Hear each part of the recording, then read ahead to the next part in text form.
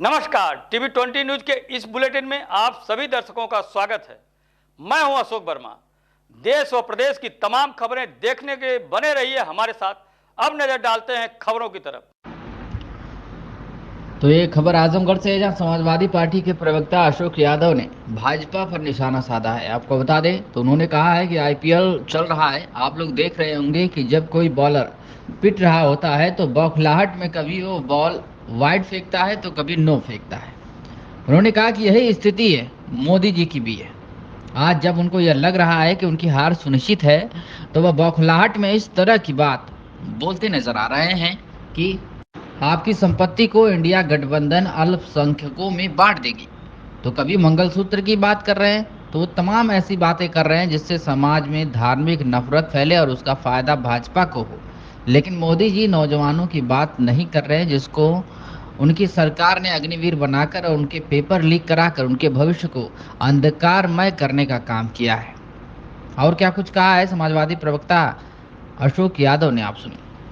IPL चल रहा है और आप लोग देख रहे होंगे जब किसी बॉलर की पिटाई होती है तो बौखलाहट में आके कभी नो बॉल फेंकता है, कभी वाइड बॉल फेंकता है। कमोबेश यही स्थिति आज माननीय मोदी जी की है। जब उनको ये दिख रहा है सामने कि हमारी हार सुनिश्चित है और उनके हाथ से सत्ता जाती हुई दिख रही है, तो बौखलाहट में आकर के कभी वो कहते हैं कि देश की संपत्ति को अल्पसंख्यकों में बांटने की बात इंडिया गठबंधन कर रही है, कभी वो कहते हैं मंगलसूत्र की बात, कभी वो ऐसी बात करते हैं जिससे देश में सामाजिक और धार्मिक नफरत फैले और बीजेपी को उसका लाभ हो। लेकिन माननीय मोदी जी वो बात नहीं कर रहे हैं जो युवा अपनी डिमांड रख रहा है। युवा कह रहा है कि उसके पेपर लीक होने कब बंद होंगे, युवा कह रहा है कि उसको अग्निवीर के दंश से छुटकारा कब मिलेगा, किसान कह रहा है उसकी आय दुगनी कब होगी, महिलाएं कह रहे हैं कि उनके अस्मत लूटने वालों को बीजेपी का लगातार संरक्षण क्यों मिल रहा है, इस देश की जनता कह रही कि उनको महंगाई और बेरोजगारी से छुटकारा कब मिलेगा। ऐसे दौर में माननीय मोदी जी देश की जनता का ध्यान भटकाने के लिए इधर उधर की बातें कर रहे हैं।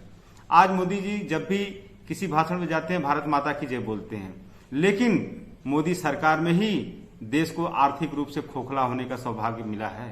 यदि आपको याद होगा जब देश आजादी के बाद से 2014 तक देश के ऊपर लगभग 55 लाख करोड़ का विदेशी कर्ज था। आज मोदी जी के अथक परिश्रम की वजह से ये 55 लाख करोड़ का विदेशी कर्ज 200 लाख करोड़ से ऊपर पहुंच चुका है। आप सोचिए, देश लगातार कर्ज के जंजाल में फंसता जा रहा है, देश के आर्थिक हालात लगातार बिगड़ते जा रहे हैं, लेकिन वहीं दूसरी तरफ बीजेपी लगातार मजबूत होती जा रही है। मतलब देश कमजोर हो रहा है, बीजेपी मजबूत हो रही है, देश कमजोर हो रहा है, अडानी मजबूत हो रहा है। तो कहीं न कहीं जब ये भारत माता की जय बोलते हैं तो उनको इस चीज का ध्यान रखना चाहिए। देश में कोई ऐसा सरकारी संस्थान नहीं बचा है जिसको बेचने की कुदृष्टि मोदी सरकार की न रही हो। तो आप भारत माता की जय किस मुंह से बोलते हैं? आप माँ गंगा के बारे में बोलते थे 2014 में, आपको याद होगा कि मुझे तो माँ गंगा ने बुलाया है, और आज माँ गंगा की दुर्दशा देख लीजिए। तो जिनकी सरकार ने माँ गंगा तक को नहीं छोड़ा, उनके साथ भी झूठ बोलने का काम किया, तो देश की जनता के साथ लगातार झूठ बोल रहे हैं।